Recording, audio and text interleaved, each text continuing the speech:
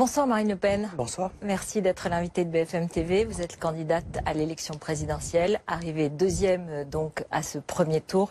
Merci donc de répondre à nos questions pour ce rendez-vous exceptionnel qui dure jusqu'à 20h et qui sera rediffusé de 20h à 21h. En février 2011, vous avez dit « Tout le monde sait ce qui s'est passé dans les camps et dans quelles conditions.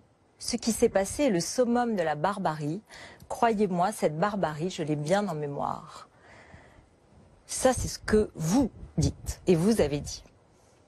Aujourd'hui, Jean-François Jalc a été remplacé par Steve Briouat à la tête de votre parti pour avoir tenu, a priori, des propos révisionnistes, notamment sur les gaz utilisés dans les camps de concentration. Donc ma question est simple. Dans votre parti, et non pas vous, mais dans votre parti, à un niveau élevé de dirigeants, est-ce qu'il y a encore des gens qui pourraient nier la Shoah, qui pourraient être révisionnistes ou négationnistes? Et dans ce cas, Madame Le Pen, si vous êtes élue la semaine prochaine, est-ce que dans votre gouvernement, dans vos proches, dans votre cabinet à l'Élysée, est-ce qu'il y aurait des gens qui tiendraient ce type de propos? Là, M. Jalc porte plainte à la suite de cette accusation. Il est très affecté d'ailleurs par cette diffamation dont il est victime et il a refusé le poste de président par intérim parce qu'il pensait que, à cause de ces accusations diffamatoires portées contre lui, il ne pouvait pas sereinement remplir cette fonction. Vous le savez, j'ai rompu avec mon père pour des propos qui étaient inadmissibles. Par conséquent, je trouve que cette volonté en toutes circonstances de vouloir laisser penser qu'il y aurait des complaisances à l'égard de ces thèses est pour le moins troublante. Que les choses soient très claires. J'abhorre ces thèses. Je n'admets pas qu'on puisse les défendre. Je l'ai toujours dit, ma position est extrêmement clair. Je l'ai rappelé. Il n'y a pas dans la direction du Front National de gens qui défendent ce genre de thèse. Maintenant, cette affaire est devant le tribunal. M. Jalc a porté plainte. J'aimerais quand même que vous évitiez peut-être de rajouter de la diffamation à la diffamation à son égard. Non, c'est en tout cas un fait et un fait de campagne. Il n'y a pas que M. Jalc, il y a aussi Bruno Gollnisch qui est membre de votre conseil stratégique de campagne et qui en octobre 2004 voulait aussi débattre sur l'ampleur de la Shoah. Donc ma question... Bruno Gollnisch a été totalement lavé de ces accusations. Je n'ai pas dit qu'il avait été condamné, j'ai juste dit qu'il avait évoqué ça.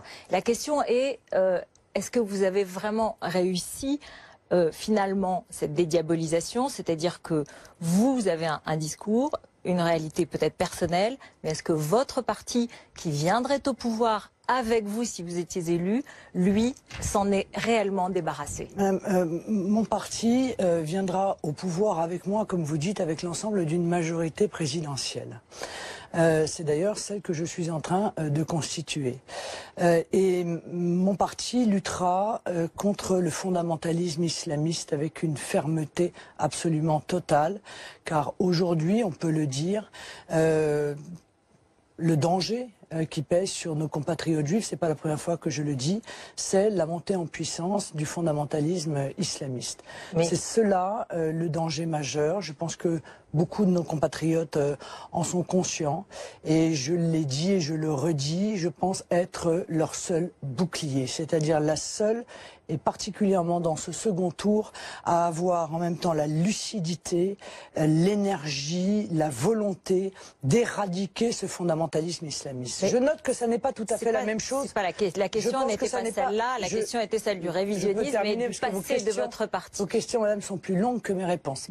Je pense que ça n'est pas le cas de M. Macron, qui est soutenu par l'UOIF, c'est-à-dire une organisation islamiste dont je demande la dissolution, qui accueille régulièrement dans son congrès des gens qui appellent au meurtre des juifs, au meurtre des homosexuels. Il est soutenu par M. Hani Ramadan, le frère du célèbre Ramadan, qui lui-même a justifié la lapidation des femmes. Et je compte, moi, m'attaquer à toutes ces associations qui diffusent cette pensée mortifère dans notre pays. Voilà, je crois que personne ne doute de ma volonté dans ce domaine et par conséquent, voilà, je suscite, je crois, dans ce domaine une confiance absolument totale et qui est justifiée. Alors apparemment, parmi les soutiens d'Emmanuel Macron, il y a un très grand nombre de représentants de religions, dont y compris des islamistes. Y compris des... Qu'il considère comme des braves types, puisqu'il a considéré que M. Saou, qui est un de ses conseillers, malgré le fait qu'il soit un islamiste radical, était un brave type. Eh bien, moi, je ne le considère pas. Je ne considère pas que les islamistes radicaux soient des braves types. Je pense que ce sont des gens éminemment dangereux, qu'on a laissé, encore une fois, se développer sur notre territoire, recruter sur notre territoire.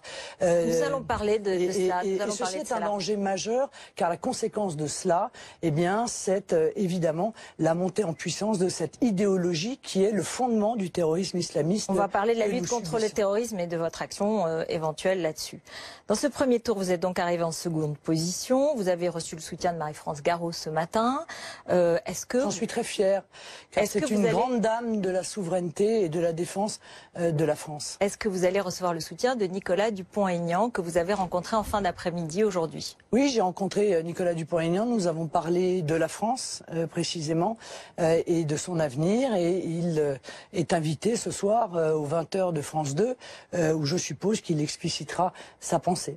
Et donc vous êtes sa position. Vous êtes satisfaite de ce rendez-vous? Mais encore une fois, M. Dupont-Aignan parlera ce soir aux 20h de France 2 et on en saura tous beaucoup plus. Oui, mais vous êtes satisfaite de ce rendez-vous? Oui, apparemment. Écoutez, Madame Elkrief. Non, mais parce que ce à quoi on assiste, et je voudrais que vous essayiez de m'expliquer, on ne voit pas le même front républicain qui a eu lieu en 2002. Comment l'expliquez-vous justement? Mais parce que je pense que la gauche et la droite sont, encore une fois, une séparation totalement artificielle, que beaucoup de Français s'en sont rendus compte, et qu'aujourd'hui, le vrai clivage, celui qui traverse le pays, et celui qui va déterminer d'ailleurs son avenir, c'est le clivage entre les patriotes et les mondialistes. Il y a ceux qui sont sur la rive des patriotes et ceux qui sont sur la rive des mondialistes. Sur la rive des mondialistes, il y a l'intégralité de l'oligarchie qui va de l'UOIF à la CGT, en passant par le MEDEF, par des grands patrons de presse, etc., par tous les grands groupes financiers qui ont tant à gagner à l'élection de M. Macron. Donc on est vraiment dans une dichotomie où la question c'est qui va être défendu dans les 5 prochaines années? Est-ce que c'est encore l'oligarchie qui va... L'oligarchie, c'est un mot de Jean-Luc Mélenchon que vous avez adopté entre les deux tours. On va y venir. Que j'utilise depuis assez longtemps. Non, mais vous avez remplacé le mot système par le mot oligarchie pour parler aux insoumis, en l'occurrence. Qui va capter la France pour bénéficier ou pour tirer en tout cas d'elle des intérêts privés, ou est-ce que l'on va choisir la France, voilà, choisir la France et surtout choisir le peuple, parce que c'est lui qui est le sujet essentiel, vous le savez, en même temps de mes préoccupations et qui Emmanuel sera le sujet Macron, il dit de vous de mon action politique. Que vous êtes une héritière, alors que vous vous dites du peuple, que vous êtes l'héritière du système, que vous êtes née dans un château, que vous donnez des leçons alors que vous prétendez du peuple.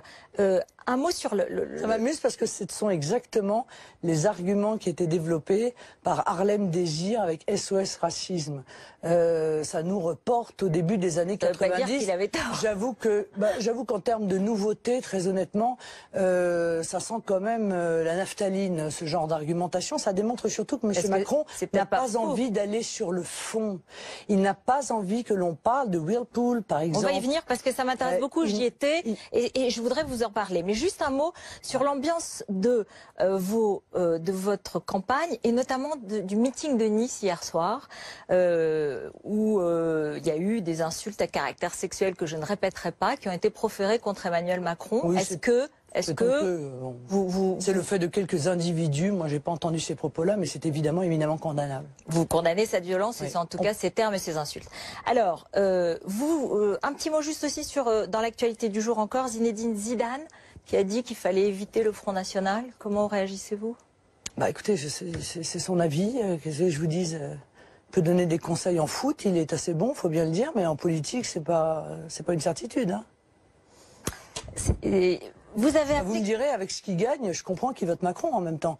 Parce que comme M. Macron veut faire en sorte que les gros ISF ne payent plus d'imposition, je suppose que M. Zinedine Zidane a pas mal de capital. Oui, c'est un beau parcours. Vous le souhaitez pour les Français ou pas, pour les jeunes Français ou pas? Pas mal de capital financier et que donc il a tout intérêt probablement à l'élection de M. Macron pour préserver la richesse qu'il a pu obtenir grâce à son talent. Est-ce que vous souhaitez aux jeunes Français d'avoir une telle carrière? Parce qu'il est sorti d'un quartier comme la Castellane et il a fait une très belle carrière. Oui, Est-ce que c'est le... oui, mais si vous voulez, je crois que l'argumentation consistant à dire aux jeunes de quartier que la seule perspective pour eux, c'est soit de devenir footballeur, soit de devenir dealer, c'est terrifiant.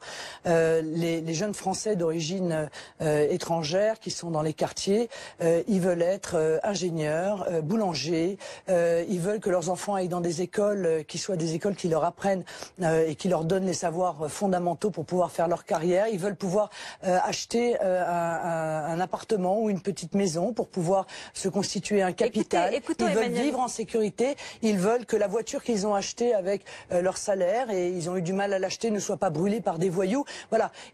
Ils sont, Madame Ekrief, des Français comme les autres. Et ils veulent être traités comme des Français comme les autres. Emmanuel Macron était à Sarcelles hier. Vous êtes allé à Amiens alors qu'il était à Whirlpool. On va parler de Whirlpool dans un instant. On va écouter Emmanuel Macron qui était à Sarcelles hier et qui dit je suis là où elle ne peut pas venir. Vous pouvez continuer à le faire et à dire les politiques ne valent plus rien de toute façon. Suivons les images de la grande démagogie en marche. Madame Le Pen, elle ne peut pas venir dans un quartier comme celui-ci. Parce que qu'est-ce qu'elle veut? Elle veut qu'il s'en aille. Elle veut séparer la France, la casser en deux. Vous irez à Sarcelles? Au-delà dans un certain nombre de quartiers, il faut bien dire que je ne peux pas aller. La police non plus ne peut pas y aller.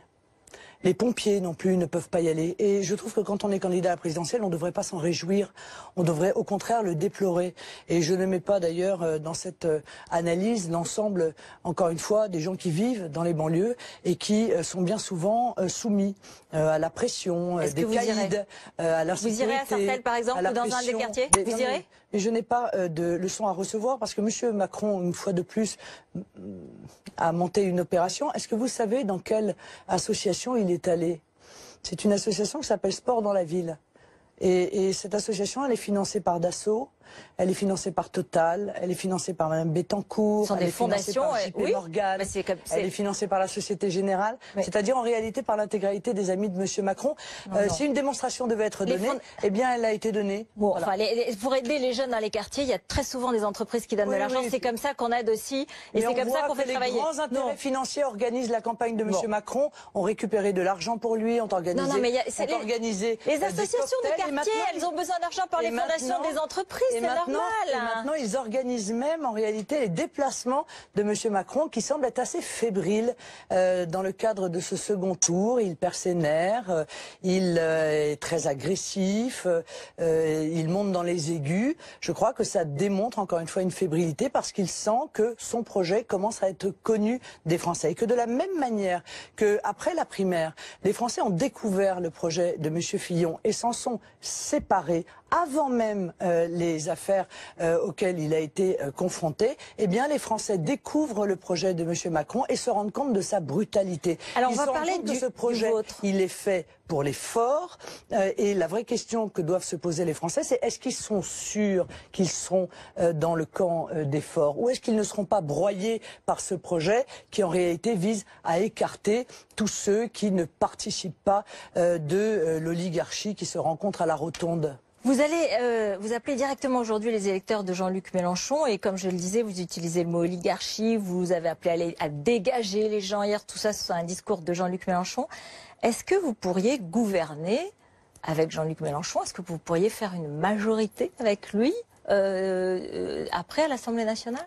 Encore une fois, le vrai sujet c'est la France. On a des divergences avec Jean-Luc Mélenchon qui sont des divergences profondes Honnêtement, je le cache pas. Oui, vous l'avez traité d'immigrationniste pendant toute la campagne. Il est un immigrationniste. Il veut la régularisation de l'intégralité des clandestins. Moi, je ne nie pas la réalité de ces divergences, mais je dis que la situation et le choix qui est à faire est tellement grave pour notre pays que les électeurs de M. Mélenchon doivent se poser la question, vont-ils voter pour un banquier d'affaires qui a, encore une fois, trahi les intérêts nationaux au bénéfice d'intérêts privés? Est-ce qu'ils vont voter pour la continuation de François Hollande en 10 fois pire? Est-ce qu'ils vont voter pour quelqu'un qui annonce d'ores et déjà que par ordonnance, il va détruire le droit du travail, c'est-à-dire sans même passer devant le Parlement? On va avoir c'est ça la vraie question. Et vous voyez, c'est en leur fort intérieur qu'il faut qu'ils se posent cette question.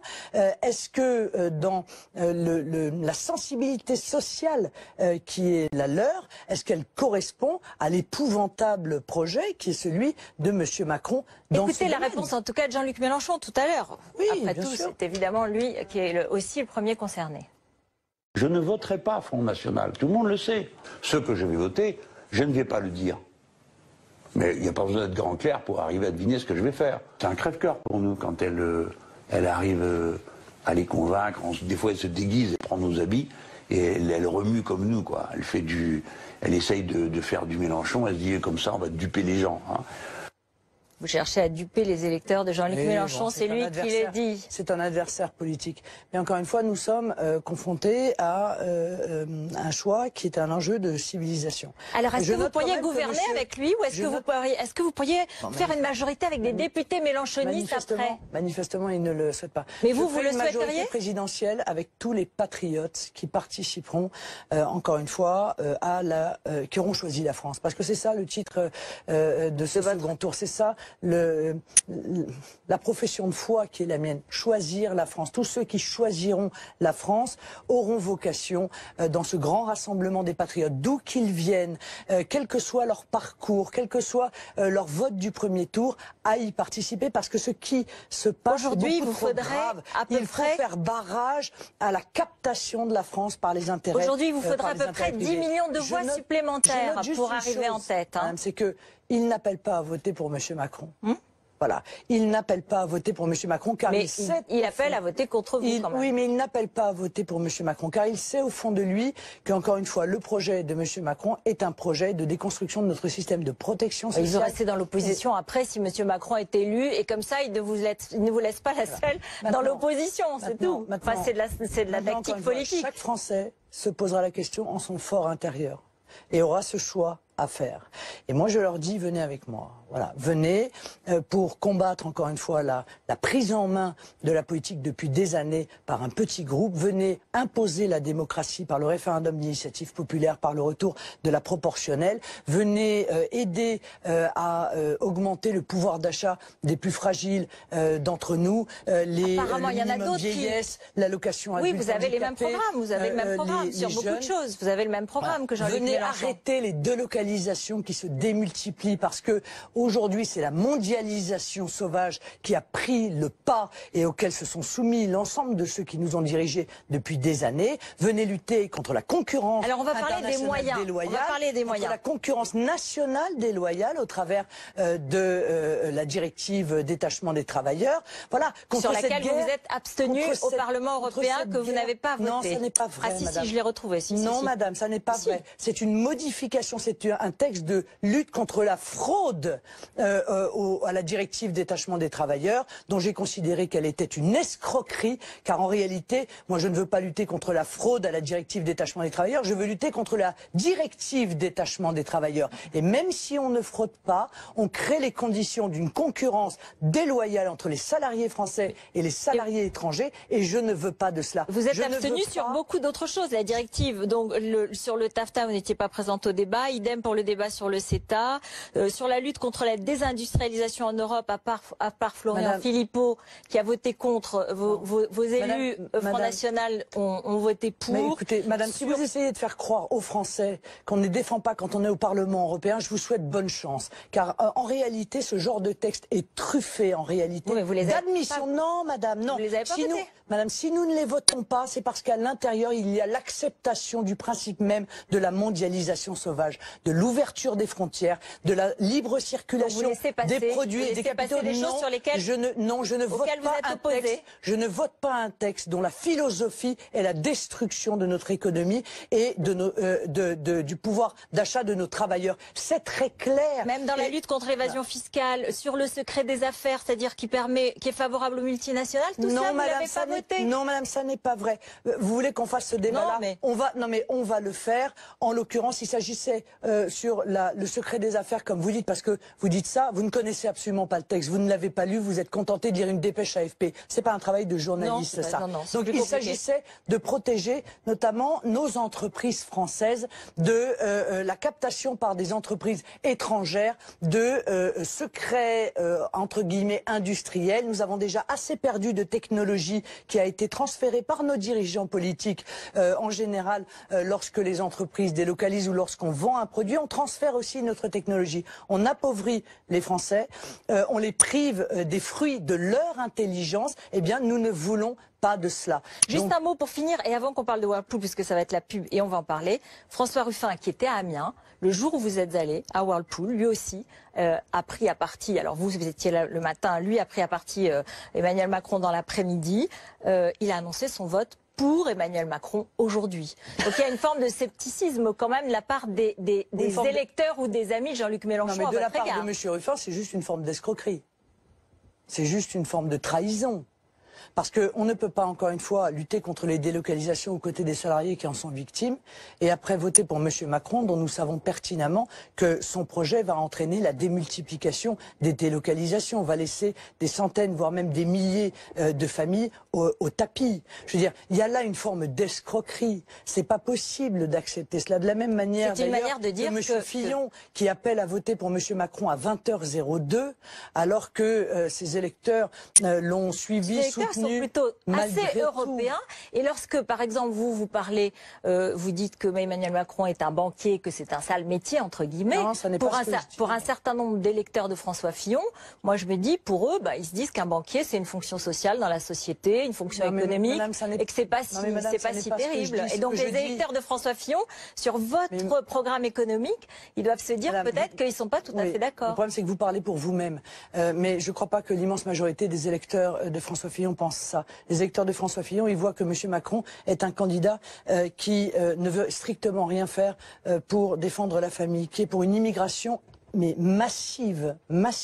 D'ailleurs, il a indiqué qu'il fallait accepter beaucoup plus de migrants, que c'était une chance sur le plan social, économique, culturel. C'est quelqu'un qui a un énorme problème avec la laïcité. Énorme. C'est-à-dire qu'en réalité, il ne veut pas appliquer la laïcité, il est entre les mains des communautaristes et il se soumettra aux communautaristes. Merci. Voilà. On va se retrouver dans un instant. C'est quelqu'un qui, quand même, permettez-moi juste un mot, qui, le lendemain de l'attentat qui a tué un policier sur les Champs-Élysées, a osé dire « Je ne vais pas inventer un programme contre le terrorisme dans la nuit ». Ce qui veut dire qu'il n'a aucun programme, ni sur le plan de la sécurité, ni sur le plan de la lutte contre le terrorisme islamiste. Ça, ce sont des vrais sujets auxquels devraient penser tous ceux qui s'apprêtent à voter dimanche prochain. On va revenir, on va parler de Whirlpool et du terrorisme, justement. Merci Marine Le Pen. On se retrouve, on est encore ensemble pour plus de 20 minutes.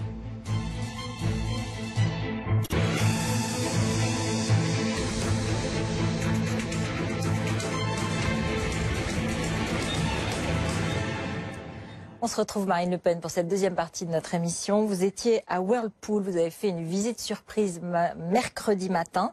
Vous avez été plutôt bien accueillis par les ouvriers, les ouvrières, mais pas par l'intersyndicale qui se réunissait avec Emmanuel Macron. Apparemment, 2 repreneurs seraient partants pour prendre ce site. Les syndicats de l'intersyndicale sont assez optimistes. Ils pensent qu'il peut y avoir un débouché, qu'il y a une négociation qui peut se faire. Par votre visite, est-ce que vous n'avez pas mis de l'huile sur le feu? Est-ce que vous n'avez pas pris le risque de décourager des repreneurs pour faire un coup de campagne? Bien, je suis allé à Whirlpool parce que j'ai défendu Whirlpool tout au long de la campagne. J'ai défendu les salariés, j'ai parlé d'eux dans tous mes meetings, dans toutes mes émissions, parce qu'ils sont le symbole de la brutalité, de la violence de ces délocalisations qui se démultiplient, de ces entreprises qui croient pouvoir capter l'argent, Mais s'il y a une solution qui se profile, notamment du CICE, pour mettre au tapis les salariés après avoir encaissé l'argent et aller délocaliser dans des pays à bas coût de production pour ensuite nous revendre quand même les produits qu'ils auront fabriqués ailleurs. Cette situation est révélatrice de ce que nous vivons aujourd'hui et de ce que nous vivrons demain. Et je suis venu tout au long de la campagne poser les solutions qui sont les miennes.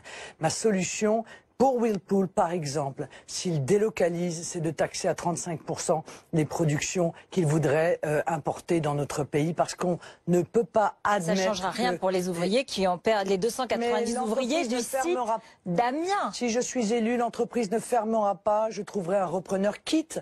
Donc c'est la solution d'Emmanuel Macron, lui aussi il veut retrouver des repreneurs, et c'est exactement ce que propose le gouvernement. Madame, les salariés de Whirlpool, eux, ne s'y trompent pas. Vous pouvez raconter ce que vous voulez, reprendre les images de M. Macron sur votre antenne, parce que comme ça, elles sont bien léchées et bien choisies. Mais je peux vous dire que la manière dont il a été accueilli par les salariés ne fait aucun doute. Ils ont compris que cet homme-là, c'est celui qui est du côté de la grande finance, qui est du côté des puissances d'argent, qui est du côté de ces entreprises, qui sont des entreprises qui se comportent de manière comme des rapaces. Je le dis clairement, comme des rapaces. Qu'est-ce que vous pourriez faire, qui cherchent à capter la richesse sans participer à l'économie. Vous décrivez une situation, mais non, vos madame, solutions... je lui ai dit, je l'ai dit très clairement, moi je ferai ce que d'ailleurs Donald Trump a fait, à savoir que les entreprises qui délocalisent, eh bien, ne pourront plus réimporter leurs produits sans payer une taxe. Et vous savez que Donald Trump n'a plus réintégré dans sa réforme fiscale hier cette taxe de 35% sur les produits réimportés. Vous savez ce qui va se passer ? Les entreprises n'auront plus aucun intérêt financier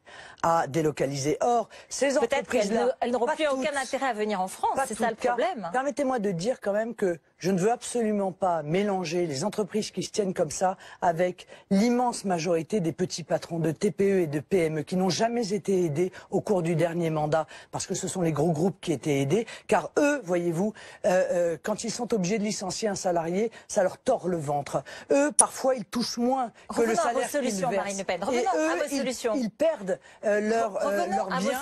Ils perdent leurs biens lorsque leur entreprise Revenons à vos solutions. Vous dites, si le groupe persiste à vouloir partir, alors comme c'est un groupe américain, moi je suis pas sûre que vous pourrez vous-même, présidente française, les obliger à rester. Non, admettons. Certes, mais je trouverai un repreneur. Alors vous trouverez un repreneur, c'est ce que disent aussi les autres, le gouvernement actuel aussi. Madame, donc c'est pas, si. Alors attendez, mais vous dites aussi. Votre énergie à défendre M. Macron commence à devenir visible. Mais oui. Alors je vais vous dire, M. Macron, il est venu voir les salariés de Whirlpool en disant je ne peux rien faire pour vous. Non. Je ne peux rien faire. Moi, ce qui m'intéresse, ce sont vos solutions. Voilà. Et vous dites, l'État mettra toute son énergie sous ma supervision directe à trouver des repreneurs industriels sérieux qui s'engagent à préserver les emplois. Et en attendant, l'usine sera mise sous protection temporaire via une prise de participation de l'État si nécessaire. Donc ça veut dire une forme de nationalisation d'une usine, d'un site, d'une entreprise américaine en France que vous nationaliseriez. Mais j'ai envie de dire, et qu'est-ce que vous feriez avec les navires de croisière, avec enfin, c'est pas une industrie stratégique, c'est pas une entreprise française. Madame, si cette entreprise délocalise, elle n'est plus donc sur le site. C'est donc un repreneur qui peut la reprendre. Ça n'est plus. Oui, mais là, vous parlez Non, mais ah oui, donc c'est ça. Vous dites qu'elle ne peut pas rester exactement comme ça. Si elle décide de partir, nous trouverons un repreneur. Moi, je crois à la volonté politique. Je pense que il n'y a pas de volonté politique dans notre pays. Il n'y a pas de volonté économique. Il n'y a pas d'État stratège. Or, l'État stratège, il est là au travers de la Caisse des dépôts et consignations. Pas pour prendre des participations dans le label de musique de Carla Bruni. Et dans Whirlpool, il est prêt il faut qu'il intervienne dans Whirlpool, dans une usine de sèche-linge. Il doit retrouver un repreneur. Et l'État peut parfaitement, encore une fois, mettre en protection l'entreprise le temps de retrouver un repreneur. Voilà. Mais du coup, ça va être toutes les entreprises qui sont en difficulté. Non, madame, vous allez être obligée. Qu'elles ne sont plus en difficulté. Car avec la politique que je vais mettre en œuvre, toutes ces délocalisations qui ne sont pas une fatalité, mais un choix économique qui a été fait. Le choix qui consiste à lancer, encore une fois, les salariés contre les salariés avec le travail détaché, les entreprises contre les entreprises avec la décision de M. Macron, notamment, de la négociation par entreprise et non pas par branche. Alors les entreprises vont être en concurrence les unes avec les autres. Moi, cette guerre fratricide, je n'en veux pas. Je veux une économie qui, encore une fois, se protège de la concurrence internationale déloyale, que ce soit pour nos entreprises ou pour notre agriculture. Je veux du patriotisme économique. Je veux qu'il y ait une commande publique qui privilégie les entreprises françaises. Aujourd'hui, c'est interdit.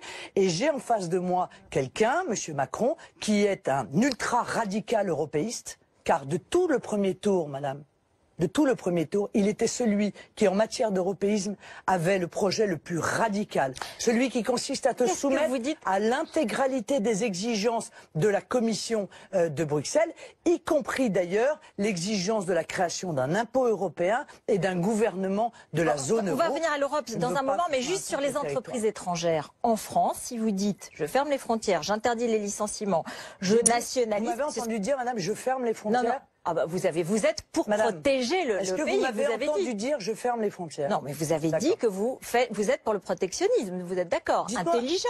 Et l'État stratège. Dites-moi, vous avez une porte à votre appartement? Oui, je connais votre histoire sur la protection. Je comprends très bien. Mais vous voulez pas l'enlever? Non, non, je veux pas l'enlever. C'est évident. Mais vous voulez nous non plus, nous ne voulons pas l'enlever. Nous ne voulons pas enlever les portes de la Maison France. Bien sûr. Nous voulons en avoir la maîtrise. Qu'est-ce que vous dites aux 2 millions de salariés français qui travaillent pour des entreprises étrangères? Plus de 1000 projets d'investissement réalisés en France. Mais 30 000 créations au sauvetage d'emplois. Si vous avez ce discours, elle risque d'être découragée de créer des emplois en France et de considérer que ce pays se fermant, ce pays ayant une politique justement de protection, eh bien, ce pays qui est le nôtre, Madame El-Krief, absolument. Ce pays qui est le nôtre, Madame El-Krief, ne se fermera pas. Grâce à l'État stratège, il mettra en place des régulations, car la mondialisation sauvage, sans obstacle, sans limite, les Français en ont tâté. Et ils ont vu les conséquences. C'est un chômage absolument spectaculaire qui a encore augmenté ce mois-ci. Ce modèle économique-là, tout le monde est en train de lui tourner le dos. La Grande-Bretagne lui tourne le dos. Les États-Unis lui tournent le dos. On a besoin d'avoir un État stratège qui évite les abus et les dérives de la mondialisation sauvage. Et ça passe par le patriotisme économique, ça passe par la maîtrise, encore une fois, des régulations, par la lutte contre la concurrence internationale déloyale. Il n'y a par exemple aucune raison pour que nos entreprises soient soumises à des normes qui sont extrêmement sévères et onéreuses pour elles, et que dans le même temps, on ouvre grand nos frontières commerciales et qu'elles soient en concurrence avec des productions qui arrivent chez nous sans respecter les mêmes normes. Un protectionnisme européen éventuellement, non, car bien la sûr. concurrence internationale déloyale est aussi intra-européenne. Parlez-en donc aux viticulteurs du Sud qui sont en concurrence de manière déloyale avec les vins espagnols. Parlez-en à ceux qui sont en concurrence avec les fruits et légumes, par exemple. Parlez-en avec ceux qui sont en concurrence avec le porc allemand importé dans notre pays.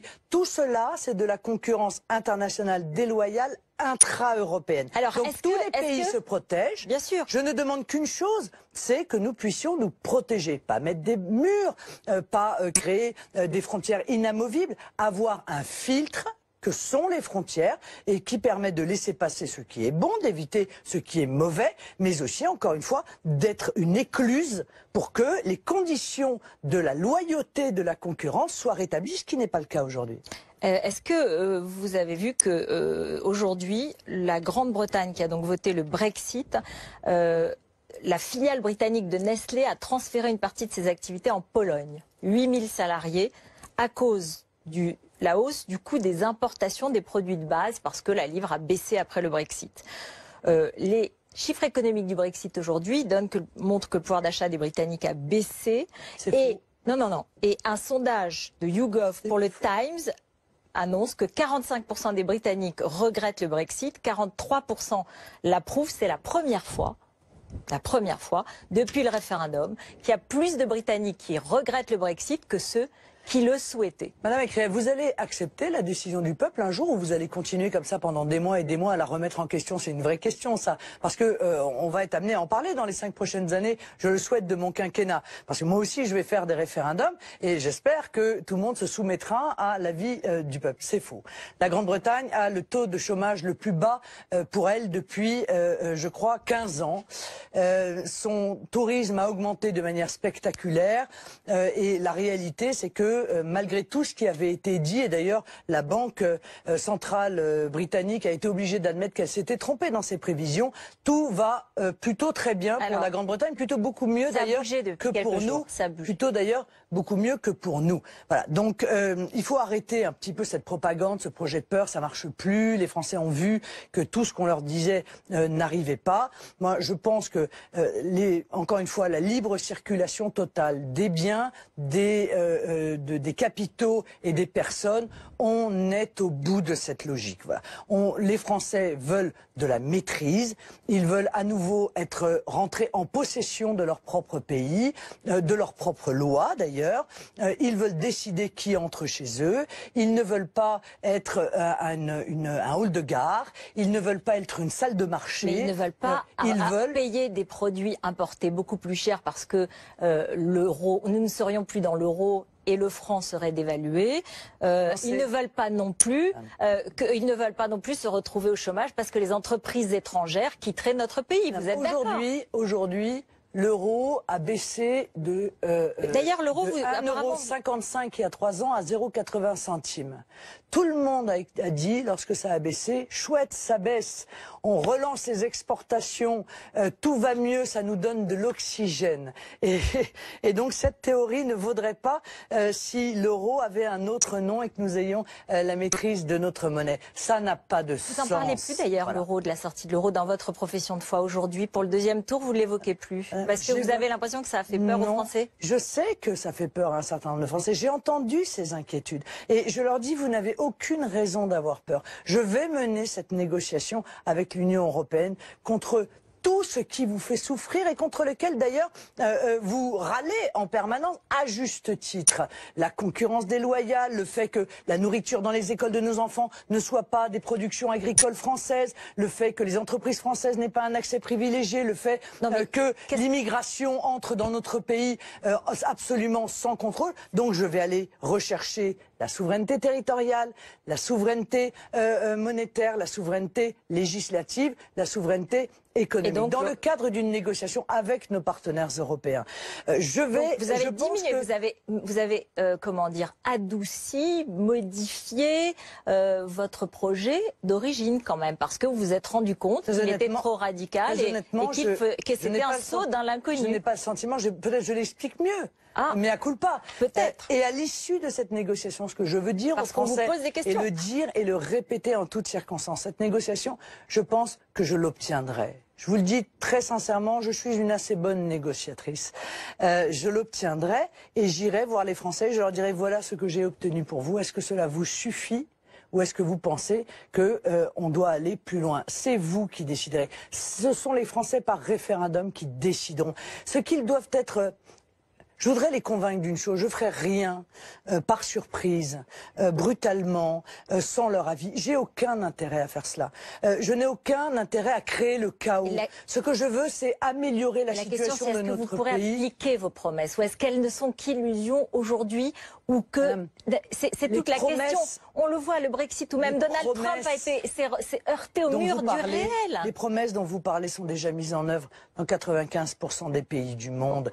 95% ont des frontières, 95 maîtrisent leurs accords commerciaux. Qu'est-ce que je veux, moi? Je veux que ce soit la France qui passe des accords commerciaux avec d'autres pays. Je veux pas que ce soit l'Union européenne qui le fasse pour moi. Pourquoi? Parce que quand elle passe un accord comme le CETA ou comme le TAFTA, il est dramatique pour nous. Il est peut-être positif pour d'autres pays. Il a été refusé.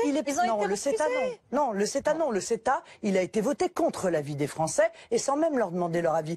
C'est peut-être positif, pour d'autres pays de l'Union européenne. Mais pour la France, c'est profondément négatif. Eh bien, je ne veux pas qu'on m'impose ou qu'on impose aux Français des décisions qui sont négatives pour eux. Donc, je veux pouvoir négocier accord commercial par accord commercial pour que ce soit toujours et en toutes circonstances les intérêts des Français qui soient défendus. Moi, quand j'entends M. Macron dire hier, on lui dit, mais mais comment vous allez faire quand vous serez face à Madame Merkel? Il dit, mais je ne serai pas face à Madame Merkel, je serai avec Madame Merkel. Mais non, Monsieur Macron.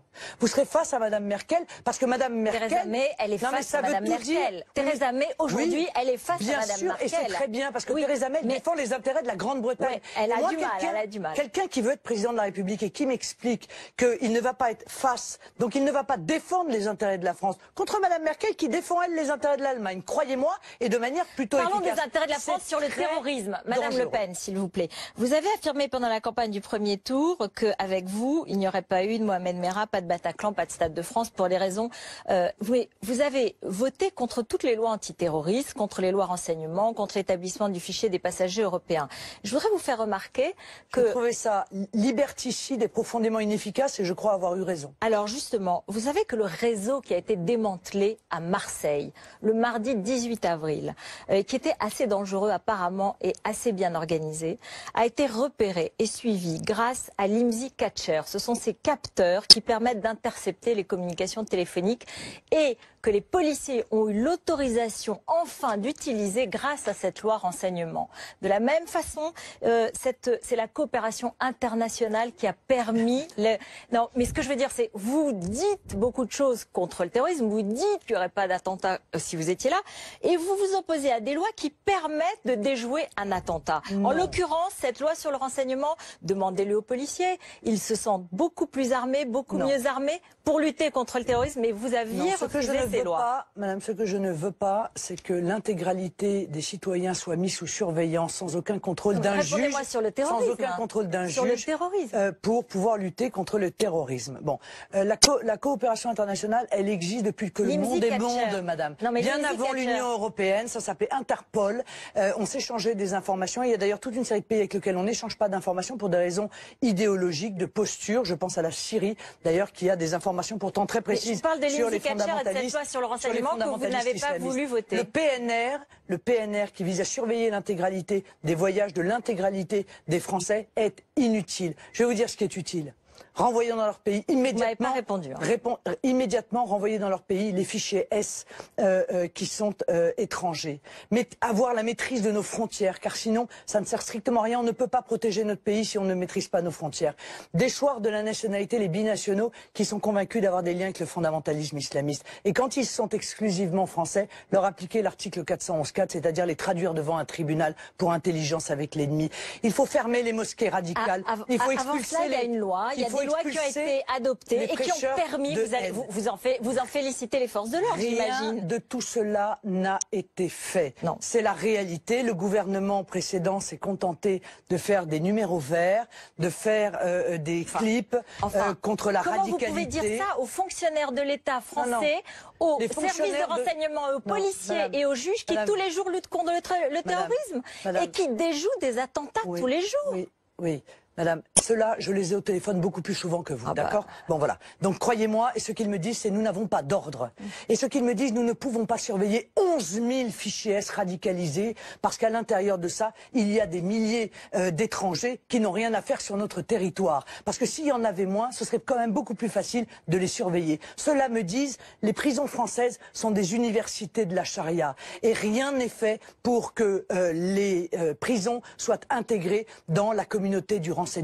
Cela me dit, nous n'avons pas les moyens matériels et nous n'avons pas les moyens humains parce qu'un gouvernement précédent a supprimé 12 500 policiers et gendarmes. Voilà, et 54 000 militaires. L'armée me dit, on nous demande de démultiplier la lutte contre les groupes armés terroristes. On ne nous donne pas les moyens, nous sommes à l'os. Voilà ce qu'ils me disent. Et des plaintes comme ça, madame, j'en ai tous les jours. Et c'est la raison pour laquelle, je vous le dis très sincèrement et très tranquillement, la majorité des policiers, des gendarmes et des militaires dans notre pays qui sont là pour défendre l'ordre républicain votent pour moi.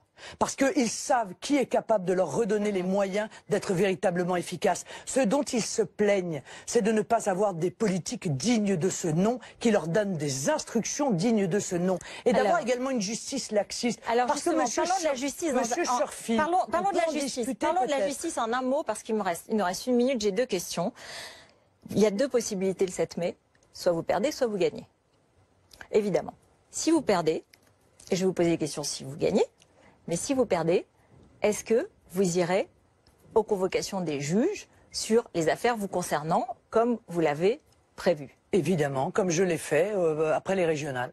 Donc vous irez après la présidentielle, après les législatives, après... J'irai après les législatives, mais... Et si vous gagnez, Non, mais Madame et si vous gagnez, vous savez quel est votre gouvernement et est-ce que vous avez le nom de votre Premier ministre Oui, en j'ai tête? le nom de mon Premier ministre et je ne vous le donnerai pas. D'accord. Mais peut-être qu'il s'agirait de Nicolas Dupont-Aignan, Et je ne vous le donnerai avec lequel vous avez parlé tout à l'heure. Et je ne vous le donnerai pas.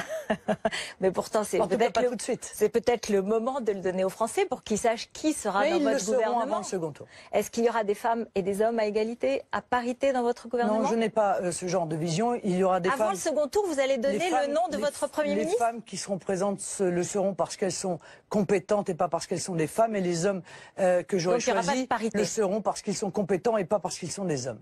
Il n'y a pas de parité a Voilà. priori. Non, non, je ne... Et Je considère que ce qui est important, ce sont des hommes et des femmes solides, convaincus, compétents et patriotes. avant le second tour, vous donnerez le nom de votre Premier ministre. Lundi 1er mai, par exemple. Pourquoi pas? C'est ça. Il y aura Quel rôle aura votre compagnon si vous allez à l'Élysée, puisque Emmanuel Macron, interrogé là-dessus hier, a dit qu'il voulait créer un statut de la Première Dame. Non, je Vous veux trouvez pas que c'est une créer bonne idée ou pas? un statut du premier homme. Vous ne le ferez pas. Non, je ne le ferai pas. Hier, il a trouvé chez nos confrères de TF1 que vous aviez une qualité, votre détermination. Vous aviez dit, il n'a aucune qualité, je ne vois aucune qualité. Il a dit, j'ai une part d'humanité. L'autre part, c'est quoi? Non, il a C'est détermination. C'est la bestialité? Vous avez dit qu'il n'avait aucune qualité. Non, politiquement, je pense que l'intégralité de son projet, encore une fois, va entraîner un terrifiant saccage, non seulement de notre patrimoine matériel, mais également de notre patrimoine immatériel. Merci beaucoup, merci d'être venu sur notre plateau. Cette interview est rediffusée donc à 21h. Merci.